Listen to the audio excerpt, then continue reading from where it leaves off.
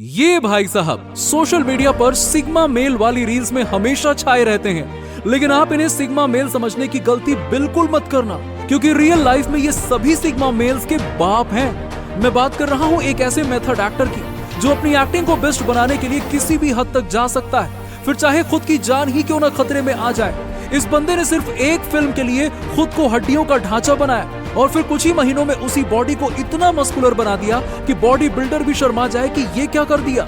लेकिन लोग इनकी बॉडी की तारीफ करें उससे पहले ही तीसरी फिल्म के लिए तोंद निकालकर अपना सिर भी मुंडवा दिया। इस शख्स का वर्क एथिक और डेडिकेशन इतना पावरफुल है कि ये काम के लिए अपनी जान तक को दांव पर लगा देता है। मैं बात कर रहा हूँ one of the most loved super hero Batman के पीछे के असली चेहरे यानी कि क्रिश्चियन बेल की।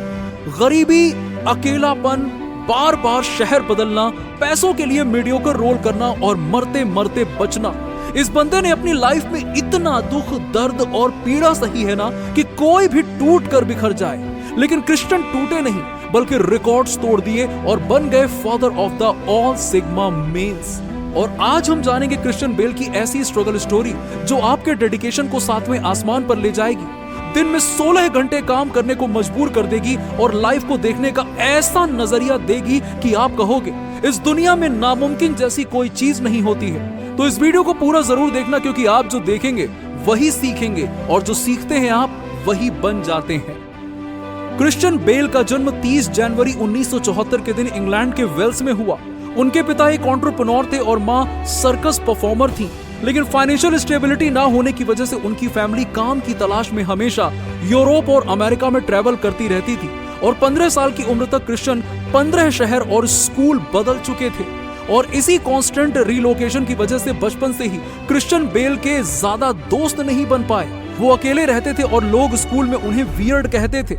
लेकिन 5 साल की उम्र से ही इस बच्चे के सिर पर एक्टर बनने का भूत सवार था, क्योंकि उस वक्त उनकी बड़ी बहन को इंडस्ट्री में छोटे मोटे काम मिलने लगे थे, जिससे कि क्रिश्चियन इंस्पायर होते थे और खुद भी थिएटर शोज करने लगे थे, जहां उन्हें काफी कम उम्र में मिस्टर बीन के साथ काम करने का मौका मिला।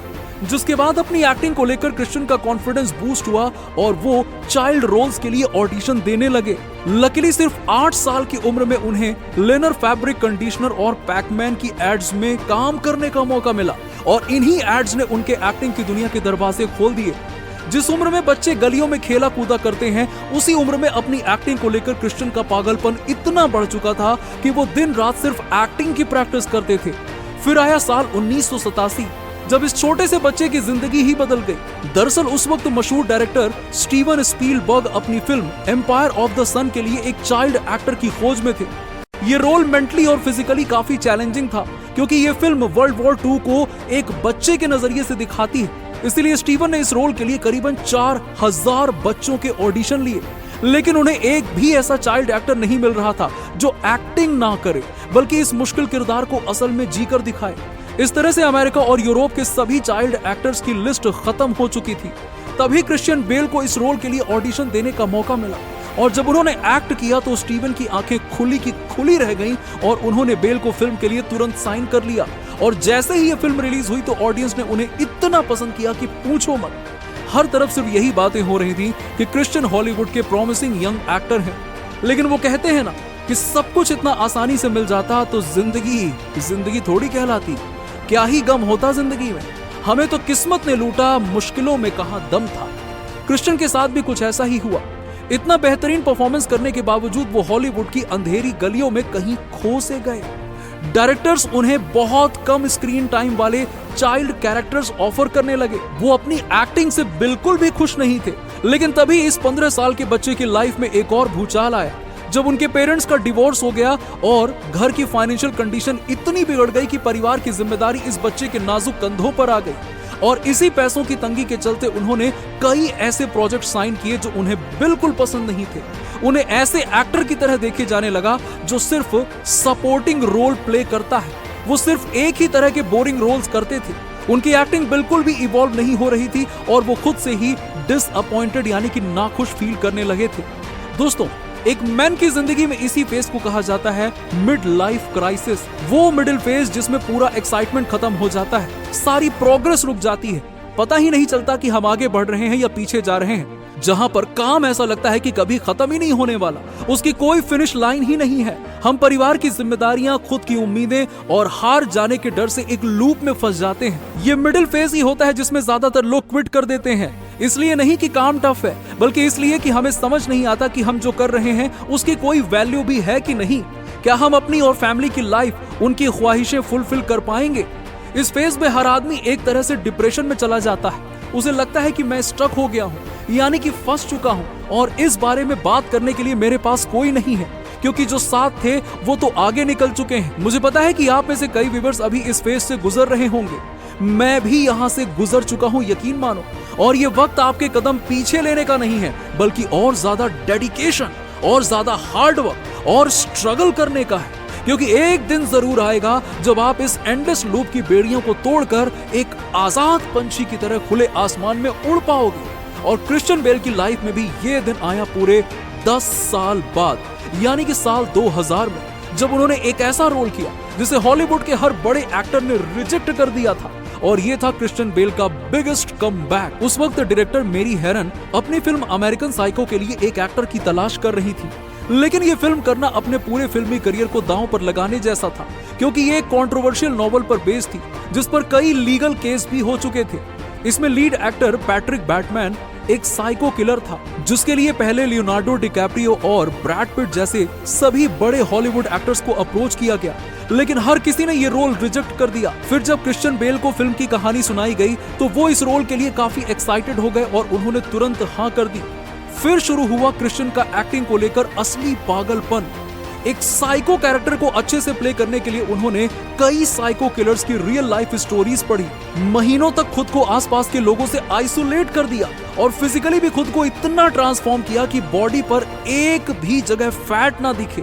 क्रिश्चियन ने खुद को किरदार में ढाल दिया और साल 2000 में जब ये फिल्म रिलीज हुई तो क्रिटिक्स ने इसके वायलेंस और डार्क ह्यूमर की बहुत आलोचना की, लेकिन ऑडियंस को ये फिल्म इतनी पसंद आई थी कि रिलीज के इसके 25 साल बाद आज भी हम सोशल मीडिया पर जो सिग्मा मेल्स की रील्स देखते हैं उसमें इसी फिल्म की क्लिप्स यूज होती हैं।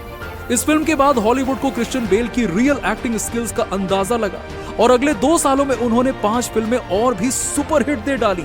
लेकिन अब मैं आपको जो बताने जा रहा हूं वो सुनकर आपके रोंगटे खड़े हो जाएंगे। 2003 में क्रिश्चियन ने द मशीनिस्ट नाम की एक मूवी साइन की, जो कि एक साइकोलॉजिकल थ्रिलर थी, जिसमें क्रिश्चियन ने ट्रेवर रेजनिक नाम के एक फैक्ट्री वर्कर का रोल प्ले किया, जो कि अपने गिल्ट के चलते अपने फिजिकल और मेंटल हेल्थ को बर्बाद कर देता है।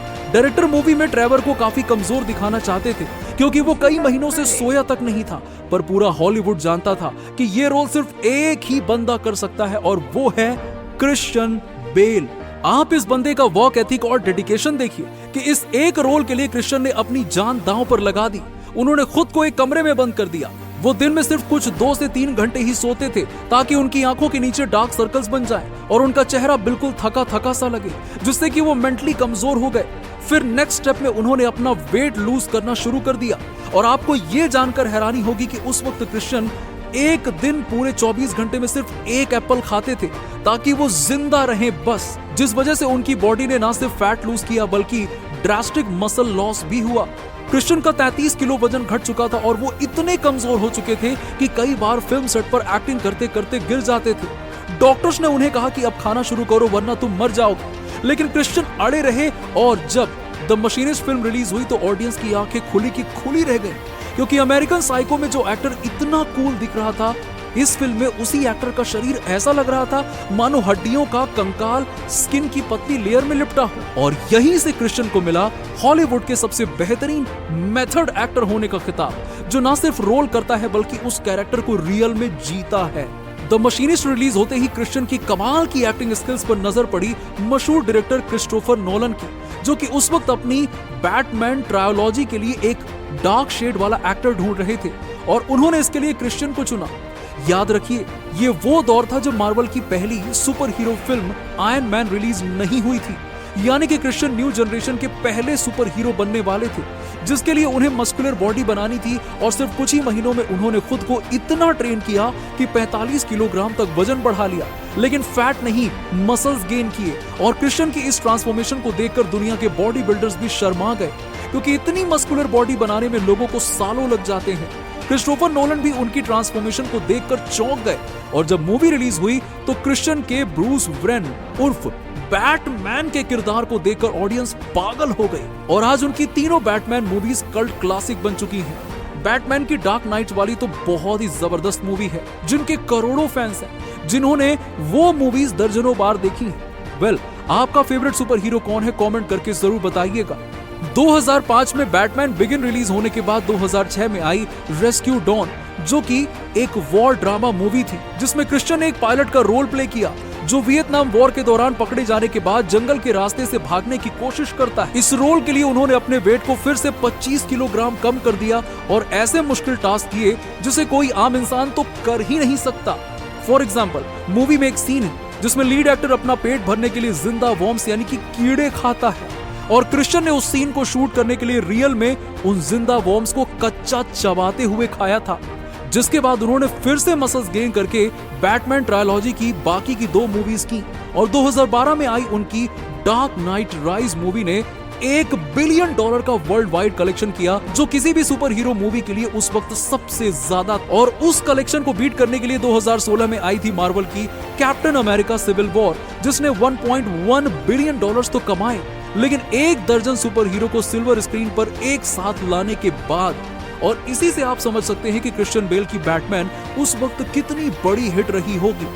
इसी तरह से 2013 में आई अमेरिकन हसल नाम की क्राइम कॉमेडी मूवी के लिए क्रिश्चियन बेल ने 20 किलोग्राम वजन बढ़ाकर अपनी तोंद बाहर निकाल दी और आगे से सिर भी मुंडवा लिया, जिसकी वजह से शुरुआत में तो ऑडियंस छोड़िए खुद मूवी मेकर्स भी उन्हें पहचान नहीं पाए।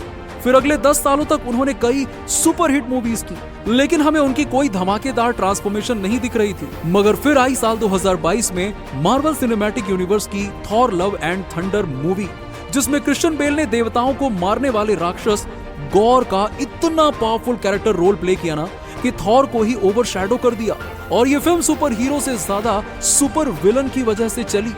भाई साहब, इससे कहते हैं work ethic, dedication, hard work और ऐसा स्ट्रगल जो दुनिया के 1% नहीं बल्कि 0.1% लोग भी नहीं कर पाते। और यही क्वालिटी क्रिश्चियन बेल को दुनिया का बेस्ट मेथड एक्टर बनाती है। तो अगर आप भी क्रिश्चियन बेल की तरह हद पार करके मेहनत करने के लिए तैयार हैं, तो कमेंट बॉक्स में यस आई एम रेडी जरूर लिखिएगा। और दोस्तों, आप मानेंगे नहीं, लेकिन इस एक वीडियो को बनाने में हमारी 3 लोगों की टीम ने पूरा 1 हफ्ता दिन रात मेहनत किया है। इसलिए बड़े भाई होने के नाते मैं आपसे एक छोटी सी रिक्वेस्ट करना चाहूंगा कि प्लीज आप इस वीडियो को लाइक, शेयर और चैनल को सब्सक्राइब करके हमें सपोर्ट जरूर कीजिएगा, ताकि हम सभी एक साथ मिलकर आगे बढ़ें। मिलते हैं आपसे अगले वीडियो में, तब तक के लिए बाय बाय।